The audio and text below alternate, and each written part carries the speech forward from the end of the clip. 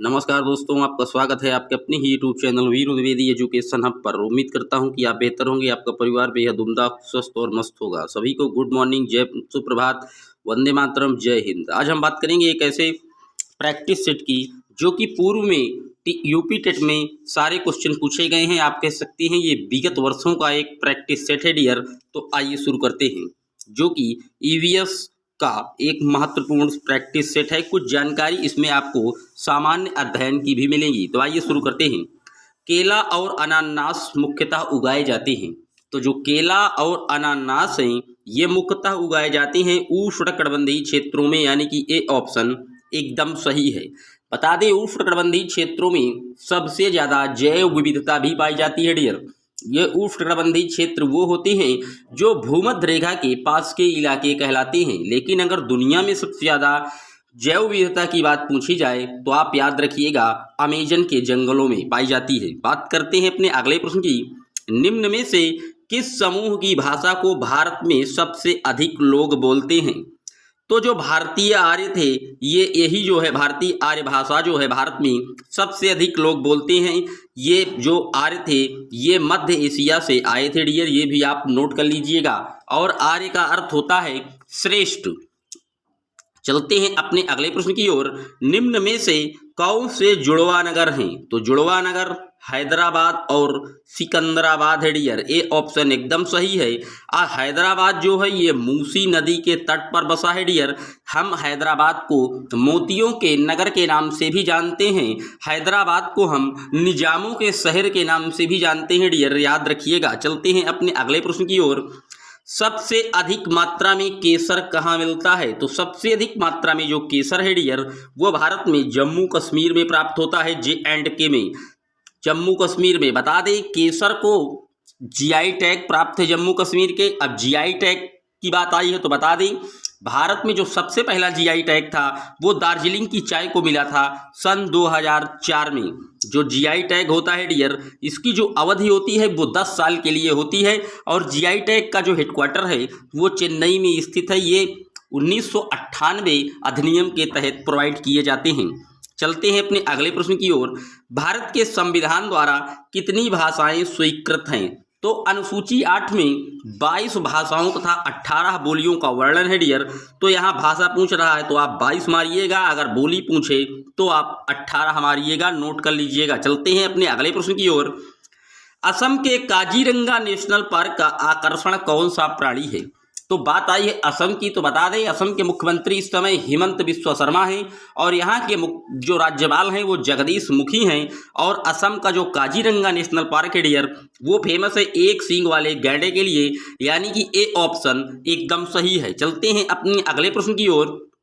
वह स्थान जो किसी समय फ्रांसीसी उपनिवेश था अब अरविंद आश्रम की मंजिल है, कौन सा है? तो वो स्थान था डियर पौंडीचेरी, जिसे हम पुदुचेरी के नाम से भी जानते हैं।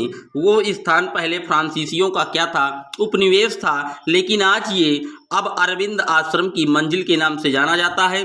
तो सी ऑप्शन पौंडीचेरी एकदम सही है। बढ़ते हैं अपने अगले प्रश्न की ओर। मुंबई हाई संदर्भित है, मतलब मुंबई हाई किससे रिलेटेड है? तो मुंबई हाई जो संबंधित है डियर वो अपतट तेल क्षेत्र से संबंधित है। ए ऑप्शन एकदम सही है। बात करते हैं अपने अगले प्रश्न की। भारत के संविधान धारा में कितनी भाषाएं स्वीकृत हैं? तो 22 भाषाएं हैं, याद रखिएगा। 18 बोली हैं। चलते हैं अपने अगले प्रश्न की ओर। भारत का 26वां राज्य निम्न में से कौन सा है? अब बात आई है 26वां राज्य की, जो कि मध्य प्रदेश से काट कर बनाया गया था। तो आपकी माइंड में आ गया होगा कि मध्य प्रदेश से काट कर हम जो है छत्तीसगढ़ को बनाए थे। 31 अक्टूबर सन 2000 में छत्तीसगढ़ राज्य का गठन हुआ है। बात आई है छत्तीसगढ़ की, तो बता दें छत्तीसगढ़ में इंद्रावती नेशनल पार्क है जो कि बहुत फेमस है डियर, नोट कर लीजिएगा। इंद्रावती पूछा जाता है। और छत्तीसगढ़ के वर्तमान में मुख्यमंत्री भूपेश बघेल हैं और यहाँ के राज्यपाल अनुसुईया उइके हैं डियर। चलते हैं अपने अगले प्रश्न की ओर। निम्न में से कौन सी नदी का उद्गम भारत में नहीं है? तो भारत में कावेरी, नर्मदा, गंगा तीनों का उद्गम है, लेकिन ब्रह्मपुत्र का जो उद्गम है ये मानसरोवर, ये भारत में नहीं पड़ता डियर।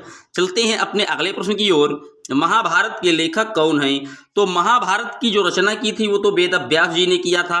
महाभारत में बता दें 1 लाख से ज्यादा श्लोक हैं और महाभारत का जो पुराना नाम था इसे हम जय संहिता के नाम से भी जानते हैं। जय संहिता याद रखिएगा, पूछा जाता है। चलते हैं अपने अगले प्रश्न की ओर। लाल किले का निर्माण किसने करवाया? तो लाल किले का निर्माण करवाया था शाहजहां ने। डी ऑप्शन एकदम सही है। चलते हैं अपने अगले प्रश्न की ओर। भारत के प्रथम राष्ट्रपति कौन थे?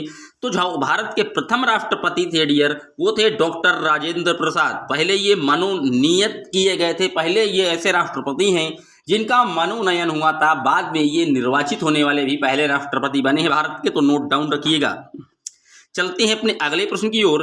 ताजमहल का निर्माण किसकी याद में कराया गया? तो जो ताजमहल का निर्माण था वो मुमताज महल की याद में कराया गया था। सी ऑप्शन सही है, लेकिन इसका निर्माण शाहजहां ने करवाया था और इसको जो बनाने वाला मुख्य कारीगर था उसका नाम था उस्ताद अहमद लाहौरी। ये भी आप नोट डाउन कर लीजिएगा। ताजमहल यमुना नदी के किनारे बसा हुआ एक 7 अजूबों में एक अजूबा है डियर। चलते हैं अपने अगले प्रश्न की ओर।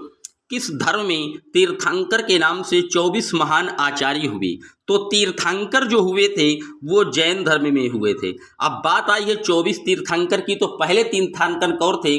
तो जो पहले तीर्थंकर थे डियर वो थे ऋषभदेव। याद रखिएगा, पहले तीर्थंकर ऋषभदेव थे और 23वें तीर्थंकर पार्श्वनाथ थे और 24वें तीर्थंकर महावीर स्वामी जी को कहा जाता है डियर। तो सी ऑप्शन एकदम सही है। बात करते हैं अपने अगले प्रश्न की। भारत में प्रथम आणविक परीक्षण सन 1974 में हुआ, उसे किस नाम से जाना जाता है? तो उसे हम स्माइलिंग बुद्धा के नाम से जानते हैं। 1974 में उस समय हमारे देश की प्रधानमंत्री इंदिरा गांधी थी, जिन्हें हम आयरन लेडी के नाम से जानते हैं। हंसते हुए बुद्धा यानी कि स्माइलिंग बुद्धा। 1974 में सबसे पहले भारत ने अपना जो परमाणु परीक्षण था वो किया था डियर। याद रखिएगा, डी ऑप्शन एकदम सही है, स्माइलिंग बुद्धा। चलते हैं अपने अगले प्रश्न की ओर। शाकुंतलम लिखी थी, यानी कि शाकुंतला किसकी रचना है? तो ये महान जो है कवि कालिदास की है, जिन्हें हम उपमा के नाम से भी जानते हैं। बात करते हैं अपने अगले प्रश्न की। पानीपत की तीसरी लड़ाई में मराठों को पराजित किसने किया था? तो जो पानीपत का युद्ध हुआ था डियर ये 1761 में हुआ था, मैं आपको बता दूं, और इसमें जो है मराठों को अफगानों ने धूल चटा दी थी। बी ऑप्शन एकदम सही है, अफगानों ने मराठों को पराजित कर दिया था। बात करते हैं अपने अगले प्रश्न की।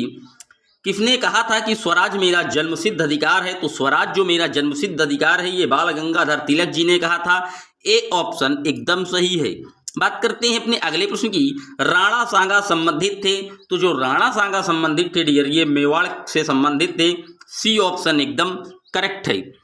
बात करते हैं अपने अगले प्रश्न की। पंचायती राज्य संस्थाओं का निर्माण सर्वप्रथम किस राज्य में किया गया?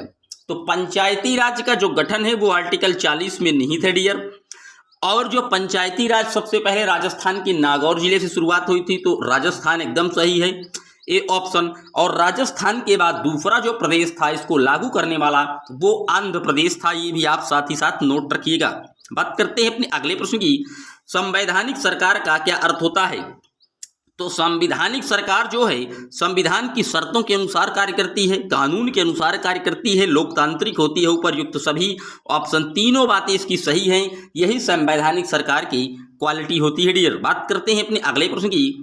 पंचशील पर हस्ताक्षर हुए थे। ये पंचशील समझौता किसके बीच हुआ था? तो भारत और चीन के बीच हुआ था। उस समय भारत के जो प्रधानमंत्री थे वो नेहरू जी थे और जो चीन के थे वो चाउ एनलाई के बीच हुआ था। और पंचशील जो समझौता है ये 1954 में हुआ था डियर। ये भी आप याद कर लीजिएगा, 1954। चलते हैं अपने अगले प्रश्न की ओर। संविधान सभा के सदस्यों द्वारा भारत के संविधान पर अंत में कब हस्ताक्षर हुए? तो जो अंतिम जो अधिवेशन था 12वां अधिवेशन, उसमें जो फाइनल मोहर लगी वो 24 जनवरी 1950 को लग गई डियर। बी ऑप्शन एकदम करेक्ट है। बात करते हैं अपने अगले प्रश्न की। राजा हर्षवर्धन की राजधानी क्या थी? तो राजा जो हर्षवर्धन थे ये कन्नौज के राजा थे डियर। बी ऑप्शन एकदम सही है। मैं बता दूं राजा हर्षवर्धन जो है हर 5वें वर्ष महामोक्ष परिषद का भी गठन करते थे। महामोक्ष परिषद क्या है? महामोक्ष परिषद जो है हर 5वें वर्ष ये प्रयाग आते थे और जितनी भी संपत्ति ये जुहाए रहते थे, इकट्ठा किए रहते थे, कमाए रहते थे, सारा जो है 5 वर्ष में ये प्रयाग में दान कर देते थे डियर। तो ये महामोक्ष परिषद था। महामोक्ष परिषद से भी प्रश्न पूछा गया है, पूछा जा सकता है। तो महामोक्ष परिषद राजा हर्षवर्धन की देन है, ये भी आप नोट रखिएगा। बात करते हैं अपने अगले प्रश्न की। एलोरा के कैलाश मंदिर का निर्माण किसने करवाया था? तो जो अजंता के एलोरा और का निर्माण और कैलाश मंदिर का निर्माण है, एलोरा के कैलाश मंदिर का, वो राष्ट्रकूट शासकों ने करवाया था डियर। डी ऑप्शन एकदम सही है। राष्ट्रकूट में एक दंतदुर्ग शासक था जो कि बहुत प्रतापी हुआ था डियर, ये भी आप नोट कर लीजिएगा। चलते हैं अपने अगले प्रश्न की ओर। ग्राम पंचायत के कितने पक्ष होते हैं? तो ग्राम पंचायत आप जानते हैं 3 पक्ष होते हैं पंचायत के। एक तो ग्राम लेवल पर, फिर तहसील लेवल पर, फिर जिला लेवल पर डियर। तो 3 मार दीजिएगा, इसमें कोई वो नहीं, ग्राम पंचायत 3 पक्षों पर कार्य करती है। बात करते हैं अपने अगले प्रश्न की। नगर पालिका कमेटी का प्रधान क्या कहलाता है? तो जो नगर पालिका कमेटी का प्रधान होता है वो प्रेसिडेंट कहलाता है, यानी कि अध्यक्ष होता है डियर। डी ऑप्शन एकदम करेक्ट है। बात करते हैं अपने अगले प्रश्न की। सूर्य के चारों ओर किसी उपग्रह का मार्ग कहलाता है? तो जो सूर्य के चारों ओर उपग्रह का मार्ग होता है डियर, उसे हम कक्षा कह देते हैं। सी ऑप्शन एकदम सही है। चलते हैं अपने अगले प्रश्न की ओर। पृथ्वी के सबसे निकटतम खगोलीय पिंड कौन सा है?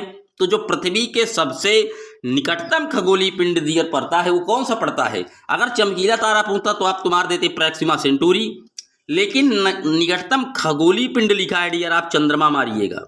बी ऑप्शन एकदम सही है।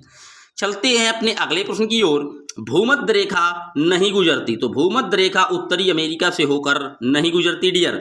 अब बात आई है भूमध्य रेखा की, तो जिसे हम 0 डिग्री के नाम से भी जानते हैं। बता दें जो भूमध्य रेखा है इसको कांगो नदी 2 बार काटती है डियर, याद रखिएगा। भूमध्य रेखा को कांगो नदी 2 बार काट देती है। बात करते हैं अपने अगले प्रश्न की। महासागर से छोटा बृहत लवणीय जलाशय कहलाता है? तो महासागर से जो छोटा लवणीय जलाशय है वो कहलाता है सागर। सी ऑप्शन एकदम करेक्ट है। किसी नदी और उसके सहायकों द्वारा अपवाह क्षेत्र क्या कहलाता है? तो जो नदी और उसके सहायकों द्वारा अपवाह क्षेत्र बनता है डियर, उसे हम नदी घाटी कह देते हैं। ए ऑप्शन एकदम सही है। बात करते हैं अपने अगले प्रश्न की। भारत की वृहत्तम नदी कौन सी है? मतलब भारत की सबसे बड़ी नदी पूछ रहा है, तो आप मारिएगा गंगा नदी। गंगा नदी जिसकी कुल लंबाई 2525 किलोमीटर है डियर, याद रखिएगा। बात करते हैं अपने अगले प्रश्न की। ग्रीनविच माध्य समय तथा भारतीय प्रमाणिक समय के बीच कितना समय अंतराल का अंतर है? यानी कि जीएमटी की बात कर रहा है। जीएमटी 5.5 घंटे का अंतर है, 5 घंटे 30 मिनट। ये कहाँ से जाती है जीएमटी हमारे भारत में? तो आप जानेंगे इलाहाबाद के पास एक मिर्जापुर है, वहीं से ग्रीनविच टाइम लिया गया है, वहीं से जा रही है। बी ऑप्शन एकदम सही है। बात करते हैं अपने अगले प्रश्न की। निम्न में से कौन सी भू आकृति भारत में नहीं पाई जाती? तो जो भारत में है वो जो है हिमशैल जो है वो भारत में नहीं पाई जाती। सी ऑप्शन एकदम सही है। भारतीय मुख्य भूभाग में कितने महासागर मिलते हैं? ये नहीं, यानी कि महासागर तो आप जानते ही हैं कि होते हैं 5, लेकिन ये पूछ रहा है कि कौन सा महासागर भारतीय भूभाग से है। मेन जो है भारतीय भूभाग से है डियर, तो मात्र एक महासागर है जो भारतीय भूभाग से है, और उस महासागर का नाम आप याद रखिएगा, हिंद महासागर है डियर, और वो भी हमारे ही देश के नाम पर इसका नाम हिंद महासागर पड़ा है डियर। बी ऑप्शन एकदम सही है। बात करते हैं अगले प्रश्न की। शांत घाटी किस राज्य में स्थित है? तो शांत घाटी ये केरल में पड़ता है डियर, साइलेंट वैली। शांत घाटी, यहीं पर पेरियार वन्य जीव अभ्यारण्य भी है केरल में, और केरल का जो राजकीय पशु है वो हाथी है डियर। ये भी आप साथ ही साथ नोट डाउन कर लीजिएगा। बात करते हैं अपने अगले प्रश्न की। गौतम बुद्ध ने पहला प्रवचन दिया था? तो गौतम बुद्ध ने जो पहला प्रवचन दिया था वो सारनाथ में दिया था। डी ऑप्शन एकदम सही है। इनके प्रवचन को हम धर्म चक्र प्रवर्तन के नाम से जानते हैं डियर, तो ये भी आप नोट करिएगा। और गौतम बुद्ध का जो सबसे प्रिय शिष्य था उसका नाम आनंद था। बात करते हैं अपने अगले प्रश्न की। अंतिम मौर्य शासक कौन था?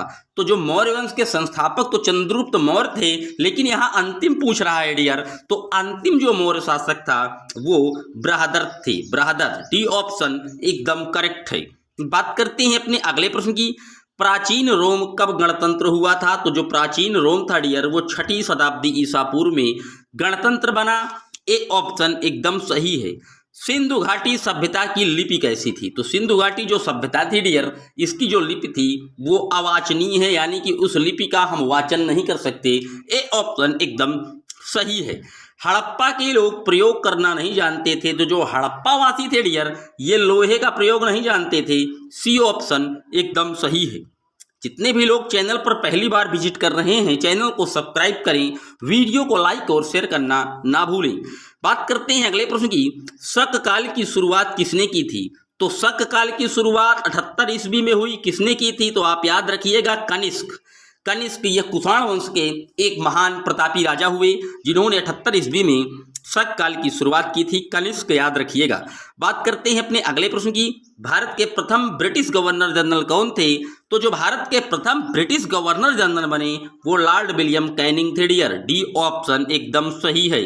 बात करते हैं अपने अगले प्रश्न की, किस क्षेत्र में अंग्रेज अधिग्रहण के कारण सिपाही विद्रोह हुआ था? तो वो हुआ था अवध में सिपाही विद्रोह। ए ऑप्शन एकदम सही है। बात करते हैं अपने अगले प्रश्न की, असम का प्राचीन नाम क्या है? तो असम का जो प्राचीन नाम था डियर वो था कामरूप। असम का प्राचीन नाम कामरूप है डियर, ये भी आप साथ ही साथ नोट करिएगा। बात करते हैं अपने अगले प्रश्न की, दिलवाड़ा मंदिर उदाहरण है? तो जो दिलवाड़ा का जैन मंदिर है डियर वो किसका उदाहरण है? जैन स्थापत्य का। ए ऑप्शन एकदम सही है। अब दिलवाड़ा का जैन मंदिर ये कहाँ पड़ता है? तो राजस्थान के माउंट आबू में पड़ता है डियर। ए ऑप्शन एकदम सही है। बात करते हैं अगले प्रश्न की, चाणक्य को किस नाम से जाना जाता था? तो चाणक्य को हम कौटिल्य भी कहते हैं और चाणक्य को विष्णुगुप्त भी कहते थे डियर। सी ऑप्शन एकदम सही है। इनकी जो पुस्तक थी उसको हम अर्थशास्त्र के नाम से जानते हैं। अर्थशास्त्र में हम राजनीतिकता की बात है, ये भी आप नोट करिएगा। बात करते हैं अपने अगले प्रश्न की, औषधि से किसका संबंध नहीं है? धन्वंतरी जी औषधि शास्त्री थे, चरक भी थे, सुश्रुत भी थे, लेकिन जो भास्कराचार्य थे ये औषधि के जनक नहीं माने जाते। ये जो है गणितज्ञ थे डियर। बी ऑप्शन एकदम सही है। बात करते हैं अपने अगले प्रश्न की, भारत के राष्ट्रपति को उसके कार्यकाल से हटाया जा सकता है डियर। तो भारत के जो प्रेसिडेंट होते हैं, महामहिम होते हैं, उनको सिर्फ और सिर्फ संसद द्वारा ही हटाया जा सकता है। डी ऑप्शन एकदम सही है। भारत में राज्यों की संख्या कितनी है? तो वर्तमान में जो भारत में राज्यों की संख्या है वो है 28 राज्य हैं डियर और 8 केंद्र शासित प्रदेश हैं। नोट डाउन कर लीजिएगा। बात करते हैं अपने अगले प्रश्न की, आर्य समाज की स्थापना किसने की थी? तो आर्य समाज जो स्थापित हुआ था वो स्वामी दयानंद जी के द्वारा स्थापित हुआ था। ए ऑप्शन एकदम सही है। किसकी सलाह पर राज्य मंत्री परिषद की नियुक्त होती है? तो यहाँ राज्य लिखा है, तो राज्य का जो सलाहकार होता है वो राज्यपाल होता है डियर। ए ऑप्शन एकदम सही है। अगर यहाँ केंद्र लिख जाता तो राष्ट्रपति हो जाता, राज्य लिखा है तो राज्यपाल होगा डियर। नोट कर लीजिएगा। बात करते हैं अपने अगले प्रश्न की, मौर्य साम्राज्य का संस्थापक कौन था? तो मौर्य साम्राज्य की जो स्थापना की थी वो की थी चंद्रगुप्त मौर्य ने डियर। सी ऑप्शन एकदम सही है। बात करते हैं आज के अगले और अंतिम प्रश्न की, फाहियान किसके शासनकाल के दौरान भारत का दौरा किया था? तो चंद्रगुप्त द्वितीय के। सी ऑप्शन एकदम सही है। फाहियान एक चीनी यात्री था डियर। बता दें ये लगभग 50 महत्वपूर्ण प्रश्न थे जो कि विगत वर्षों का एक प्रैक्टिस सेट था डियर। उम्मीद करता हूं कि आपको ये प्रैक्टिस से अच्छे से समझा पाया हूँगा। काफ़ी अच्छे मैंने इसको जो क्लियरिफाई किया होगा। आप इस वीडियो से अगर संतुष्ट हैं डियर तो वीडियो को ज़्यादा से ज़्यादा शेयर करें ग्रुपों में, ताकि सब्सक्राइब हों। चैनल को ज़्यादा से ज़्यादा सब्सक्राइब करवाइए ताकि हम आपसे लाइव रूबरू हो सकें डियर। चैनल को लाइक करें, वीडियो अच्छा लगे तो शेयर करना ना भूलें। मिलेंगे जल्द ही आपसे एक और वीडियो में। तब तक के लिए जय हिंद, जय Bharat. Thanks for watching my video.